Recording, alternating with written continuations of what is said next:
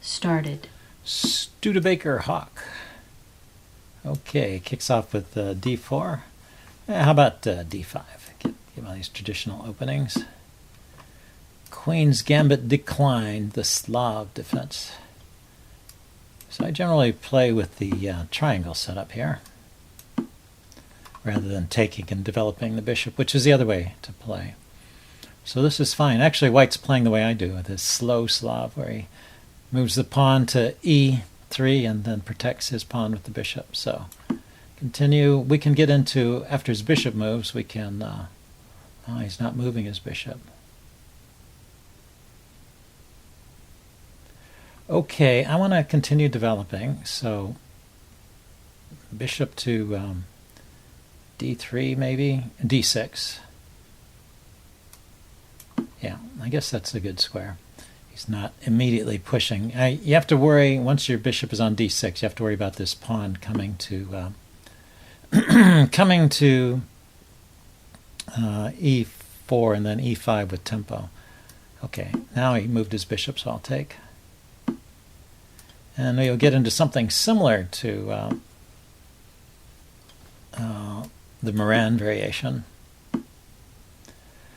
But with the bishops out, the bishops are not usually developed like this. Also, his bishop, the light-squared bishop, usually drops back to d3, and he's keeping it. He's keeping it on this diagonal. Okay, I'm supporting the b pawn so that I can play c5, which I can play right here.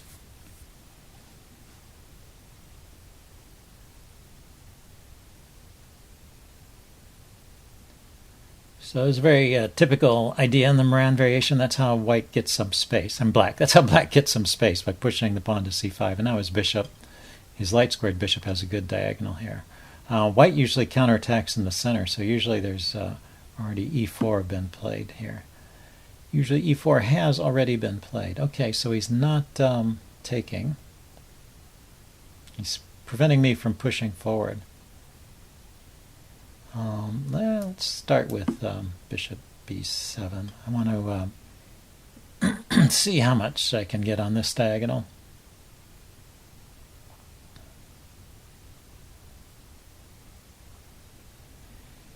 I may want to take on d4, particularly if it looks like he's going to push to d5, but I'm stopping him from pushing to d5. Maybe I'll wait. If he plays e4, then I'll take on d5. And otherwise I can keep the tension here. Okay, so he decides to take. And I think I should take back with the knight. It's looking good to maybe get a knight onto the e4 square.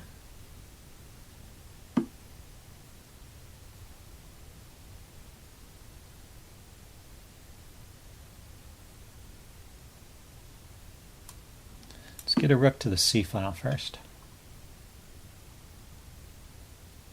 I don't think he can stop me from playing knight e4, and I just want to do it under the most favorable circumstances. I'd kind of like to play queen c7 too, but his rook on the c-file makes that a bit awkward. So maybe the queen goes to e7. Queen e7, knight e5, knight e4. Queen e7, knight e4. And then the other rook. Or maybe queen e7, rook d8 right away, and then knight e4.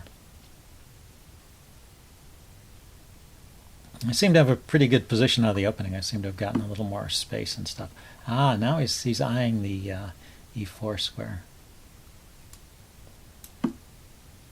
So knight there, knight takes, bishop takes, bishop takes. It would actually win me the bishop pair if he decided to trade it off.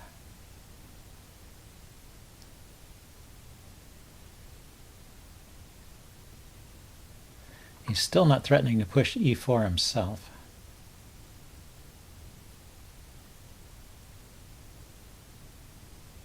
So, yeah, I didn't feel like there was a hurry to put a knight on that square, but now I can't put a knight there right now, and now he's actually succeeded in controlling the e4 square. Or has he?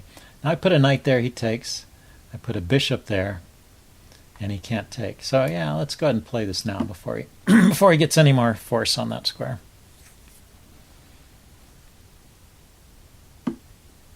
So he just moves the queen away. So I can take his dark squared bishop to win the bishop pair, but that's not such a great bishop. Take his knight. But I'm not yet winning anything there. Let's get the rook to the d file. Leave everything else status quo.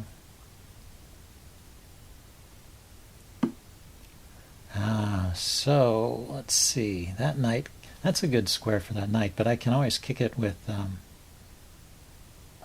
e5. But he's got knight f5, so I'd have to be careful. Okay, but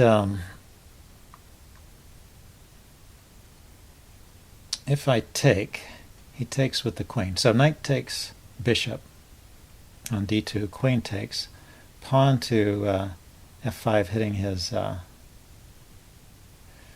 yeah, it's close to working, but I need to get away from this tempo. His knight from f5 could take my queen on e7 with check.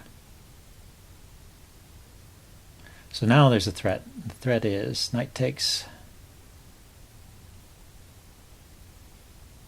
queen takes, pawn f5. The bishop is in the way. I guess I need to play the bishop. Okay, he moved his bishop out of the way too. Let's see. How can I progress here?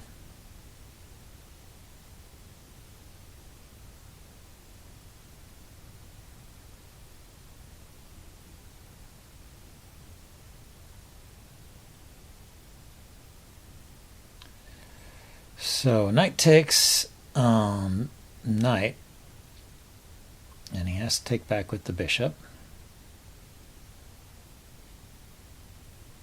But that's all well defended, huh? If I play knight to g5, just threatening to take on knight g4, threatening to take on h2, he can kick it. He can even play f3, forking my two knights. I can take here and then have created some kind of weakness. So maybe this is this leaves my knight hanging.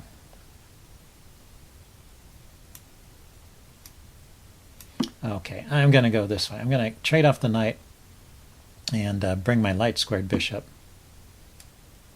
to this diagonal and see if he wants to trade light squared bishops.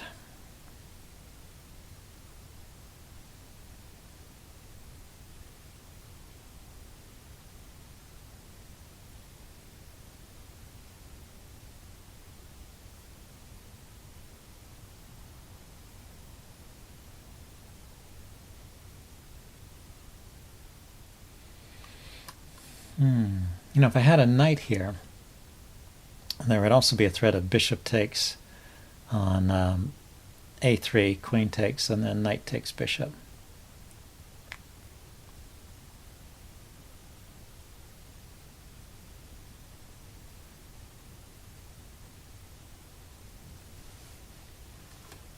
Okay, well, he's going to think about this for a while. It's a tricky position, I'm not sure. I'm not sure what's going on here. Oh, he blocks. So he wants to keep his light squared bishop. And so he just blocks it with his knight.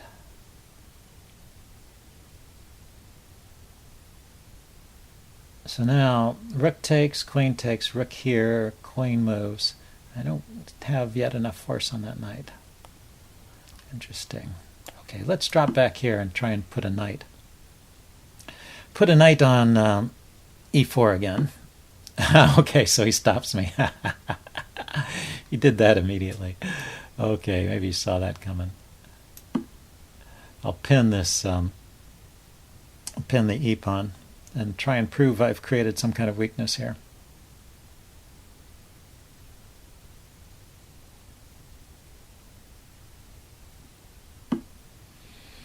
He unpins. Let's see.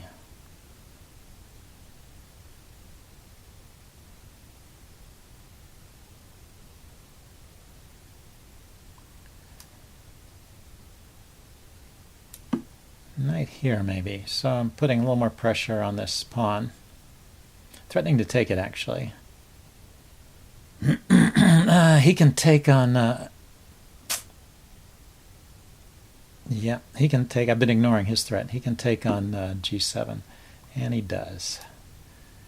So that was probably good for him.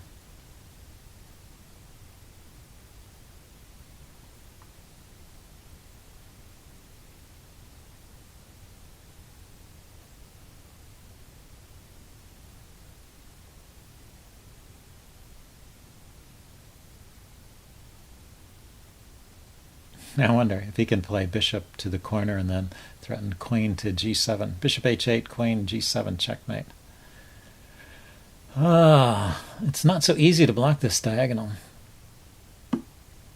Or that way. Yeah, that's dangerous. So I guess I have to play something like this. Bishop there.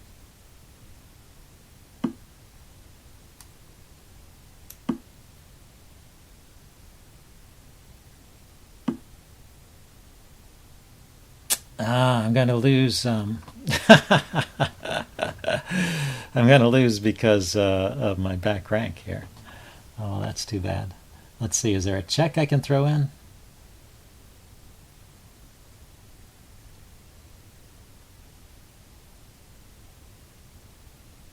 Yeah, so I have to... I can't move either rook. If I take his queen, he takes my rook, and that's mate. And if I take his rook, he takes my rook, and that's mate with the queen. And if I block, then he mates me on this diagonal. So actually I lose here. Black resigns. Okay, well, we'll take a look at that in the postmortem. I thought I had some chances there. Interesting game.